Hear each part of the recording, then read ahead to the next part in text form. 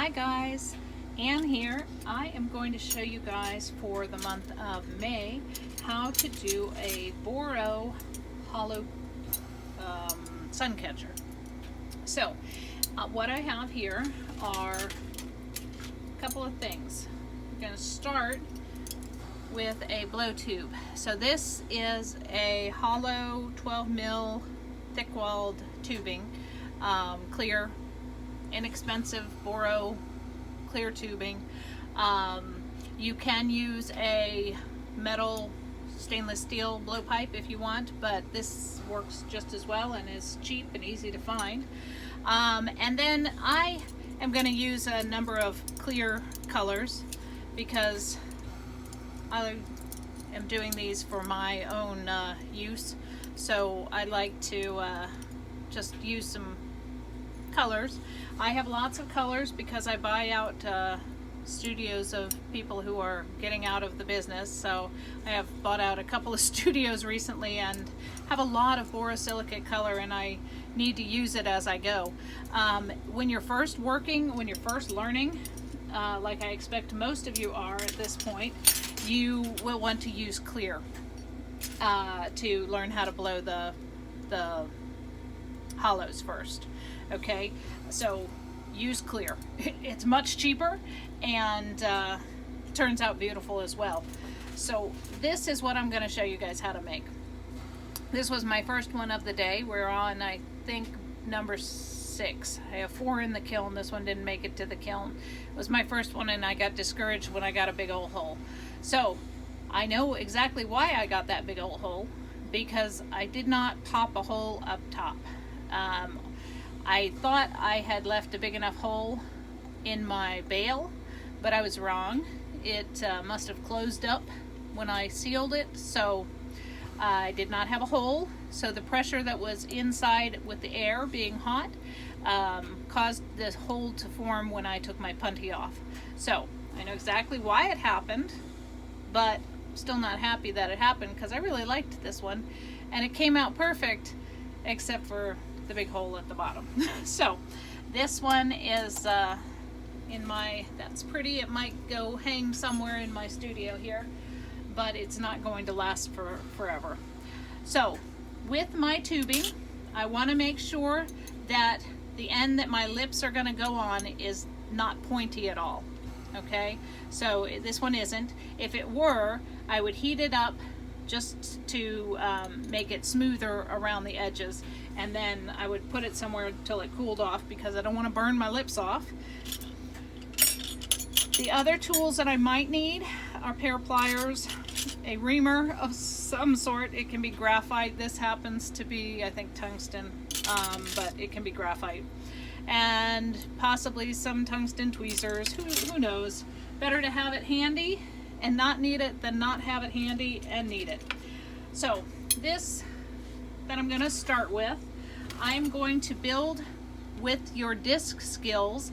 That we learned last month.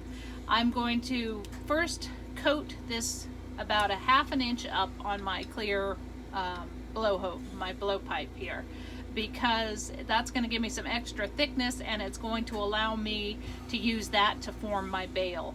Okay. Also, if you decide to, in December, if you get so good at these this month that you want to make some blown ornaments, doing that a little bit onto this clear, then you can cut off on the clear and use those little silver caps. That works real nice for Christmas ornaments. Not so good for Suncatchers that we're doing this month because they look kind of just a little bit too Christmassy, and people might just think you left your Christmas ornaments out. So these look a little bit better with a simple glass bale. So I need to heat up my blowpipe a little bit so that it will accept this colored glass that I'm going to put on there. If you're using clear, I would still put about up a ½ an inch on my clear blowpipe, and you're just wrapping it on there. You're trying not to get your blowpipe too hot because it will then melt in on itself. So we're just coating this Now I work on a Carlisle Hellcat is the type of torch that I have, and I like it because not only does it have this inner flame, which is like the Carlisle Mini CC, but it also then has an outer flame that I can use when I'm working my borosilicate or when I'm doing Marini. So I don't go real big on my Boro because this is not an adequate torch for super big Boro, but it's adequate for what I do, which is, you know, a bunch of Christmas ornaments. And like I say, my Marini, they can get pretty darn big. So what I'm doing is I'm building up, just like you did that disc last month, I'm building up a disc, but I'm kind of making it, I'm overlapping it so that it's getting long and not just up and down. I want it to have some up and down, but I also want it to have some side to side. That's the word. Now I'm going to use multiple colors, so I'm going to stop with the green. I'm going to use a little line of red here, and then on the bottom I'm going to use some cobalt blue. So I'm going to try and start where I left off on the green. Now my red is a striking red, it's pomegranate, so it's going to look clear while I'm putting it on, and then it'll strike back to red. And that's why I like this one, because it pretty much always strikes back to red for me.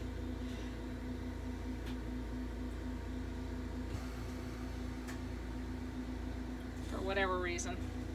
So now that I've got it about as fat as I want to go, this is going to be a fairly decent sized Suncatcher. I'm going to start working my coil back inward. Alright, so that's all my red. I'm going to get rid of the red. And now I'm going to put my blue on. And I'm going to coil it down till it meets. So that's my pot. This is called the Coiled Pot Method. There are lots of different ways you can do Boro hollows, and this is just one that I've learned.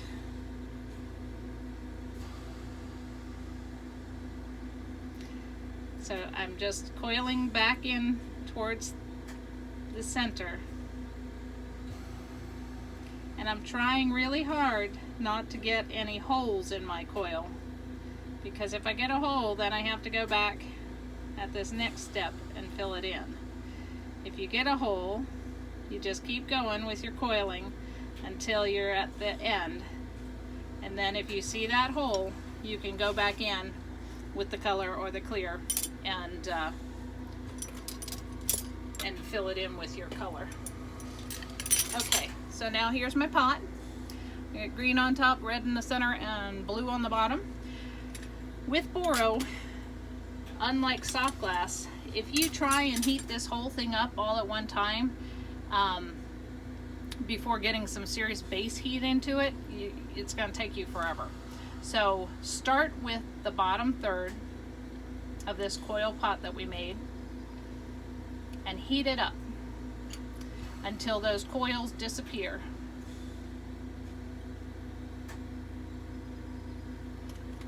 So you're aiming your flame just at that lower 1/3 of your pot. And once you feel that most of those coils are melted in, then, okay, there's my first 1/3. Most of those coils are melted in well enough. Now I'm going to go to that second 1/3, which is kind of where my red is. I'm going to melt those coils in. Excuse the sirens in the background. Something exciting going on here in good old Virginia. So we're heating these guys up until they look like they're mostly in. If you are heating this and it starts wobbling all over the place, take it out of the flame, let it set back up, and then go back, okay? That's the second third. Now I'm going to go up to this upper third. Now, when you're doing the upper third, try not to heat your clear tubing. You don't want to get that soupy and moving up there. You just want the color pot that we made to get hot. So I've almost melted in that whole top third. Alright, so I think that's good. Now there's my pot, it's all melted in. Now I'm going to get ready to blow it out. I know for a fact that my lower 1/3 is pretty much condensed back onto itself and become just a solid mass. So I'm going to try and blow a little bit of a bubble into that by heating just that lower 1/3 and blowing a little bit. When you're blowing a hollow, you want to make sure not to just blow with all your might. If you blow with all your might, then you're most likely going to get glass confetti. And glass confetti is really, really bad to be breathed in. And it will, I mean, it's truly, it's like confetti, only it's glass shards when you blow too hard. So to do this, we do a couple of puffs, and then once that glass is kind of hardened up, solidified a little bit, then we can blow a little harder, a little bit more forcefully. So what I'm doing now is I'm going to heat this whole guy up. It's going to take a couple of times of heating this whole thing up to get these wall thicknesses the same, because my coiling is not that perfect. So I'm going to heat this whole guy up. I'm going to do my puffs, blow firm. I don't want it to get super huge just yet. Right now I'm just trying to get my wall thickness good. So I blow a little bit and then I shrink it back down to size that I started with.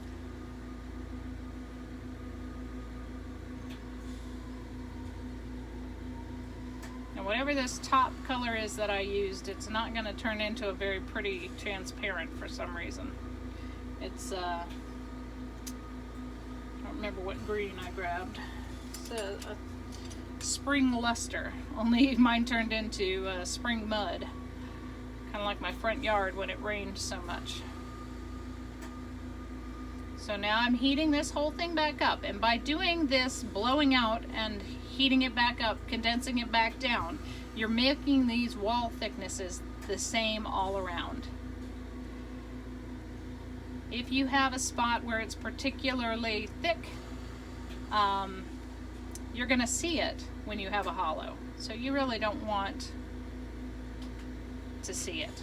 You want it to look all one thickness. So what I'll do is I will heat it up, blow it out, condense it back, heat it up, blow it out, condense it back. Usually 3 times is a charm for me, but sometimes it takes more. So this is number 2.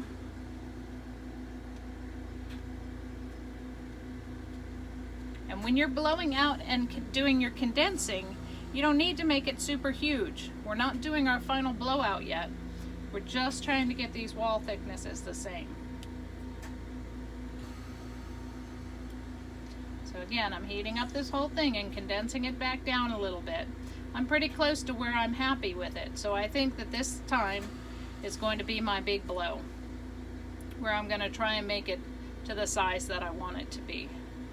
You can see, especially if you use clear the first few times that you're working with this, you can see the thickness of your walls. When you're using a true transparent, you can see the thickness of your walls, and that's a good thing. You want to be able to see and kind of gauge whether or not they're the same all the way around.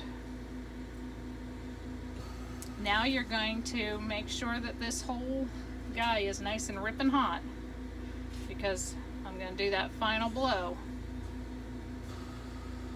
And if it's not ripping hot in all spots, then whichever spot is the hottest is the spot that's going to blow out the fastest. And you don't want areas where it looks super thin. So I think this is about ready. I'm going to do the couple of puffs and then blow harder so that I can get it to blow out larger.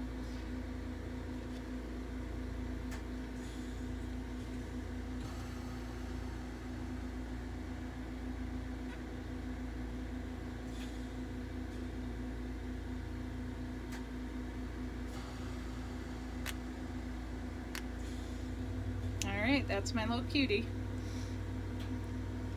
I could probably get it a little bit bigger, but for this demonstration I think that this is going to be fine.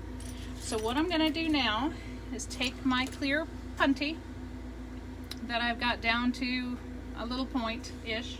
Actually, I'm not there yet. I keep trying to skip this very, very, very important step. When you make a hollow in borosilicate or any hollow, it has to have a way to let the heated air come out. When you're doing, like say, a Christmas ornament, you can cut it with a glass cutter and use those little silver caps to put over top of it, and that looks real cute, but it looks very Christmassy. So in order to make a non-Christmas little bauble here that I'm going to use as a sun catcher, I don't want that silver piece on there. I want to make a bail. So I need to make a hole. In order to make a hole with your Boro, you're going to pinpoint your flame. You're going to pick a spot where you want to put that hole. I like to kind of hide it up on top. So I pick a spot, I pinpoint that flame right on that spot until it is glowing, ripping hot. And it's just one little spot here. I'm going to use my clear punty. I'm going to reach in there and I'm going to pull up. Wasn't quite ripping hot enough. Pull up and make a super thin point. Okay, you see that? It's holding on to my punty up there. Now, down here at this base where it's a little bit wider, I'm going to just break it off with my pair of pliers. Okay, now I have a hole, but it's poking up. I don't want my hole poking up like that. It looks silly, and it's potentially dangerous. Somebody might cut themselves. So I'm going to work on convincing that hole to stay open and go back inside. So I've got a little, here we go, a tungsten poker, and I'm heating that hole and I'm gently pushing it in a little bit. Heating that hole, gently pushing in. If you heat it too much too quickly, the hole will close. So you just want to gently heat it. Use your tungsten pick or whatever to poke it back in there. This hole doesn't really need to be very big, so you can let it heal itself a little bit. There's my hole. It's kind of sticking in there. It's got a little bit of a lump, but I don't think he's going to detract from anything, so I'm not going to spend a whole lot more time making him totally perfect. If this were one I was going to sell, I would try and get it to be more round. But since I'm not going to sell this one, it's for my own pleasure, I'm not going to worry about it. So next, I've got my clear punty, and I'm going to make a cold seal on the bottom of my nicely vented Suncatcher. I need to turn that heat up a little bit so I can actually melt Boro. Alright, so a cold seal. Cold seal. This that I'm going to put it onto needs to be cool, not ripping hot, not glowing, on the cool side, but it's got to be warm enough to allow the other glass to stick to it. The punty needs to be glowing red in order for it to stick to the bottom there. So now I have my cold seal. I'm going to go up here. I'm going to focus my flame on this thick green coil that I made up on my clear, because this is now going to become my bale.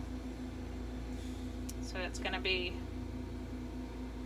my flame is going to aim towards just that green, not the clear. The clear is going to melt along, but I want it to be trying to just get that green. If I do too much on the clear, then the clear melts much faster. It's much thinner than that green, and it melts faster anyway. So I'm trying to pull down this green as I'm heating it. So I'm heating it, and then I'm pulling it a little bit. I see mostly my clear is coming down, but soon it'll start grabbing the green as well. And I'm pulling it a little bit, and I'm heating a little bit, and then pulling a little bit. This is making my bale. Okay, this is making that piece of glass that I'm going to wrap then around. Now pick where you want to be the front of your bale and pull it out a little bit.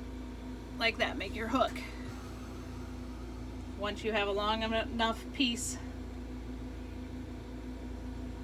of the green out.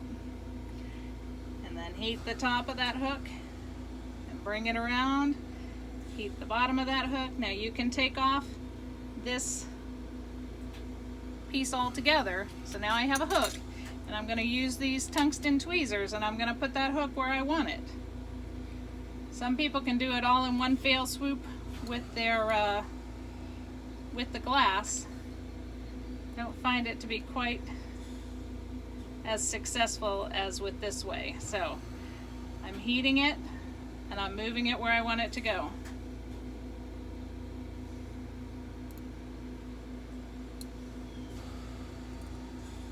And then this extra piece that I have, I can pull off and throw away.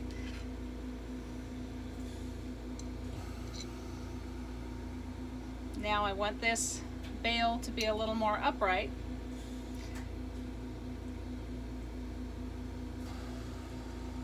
I'm going to let my heat do its work. Now where this glass touches itself, I want to make sure that seal is good. I want to make sure it's a nice weld, a complete weld, so that way it's less likely to break.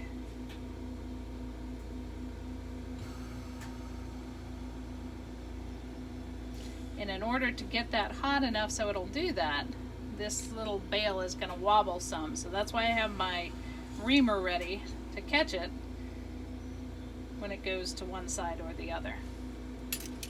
Okay, so now I have my bale. You can see my little hole there. It's nicely sealed, and all I have left to get rid of is my puntee here on the end. In order to do that, I'm going to use my pliers. I'm going to grab hold of my bale, and I'm going to tap gently on my puntee. And that should get that puntee right on off, because that was a nice cold seal. There's no holes in it. And if I see a puntee mark, I'm going to gently try and heat that out.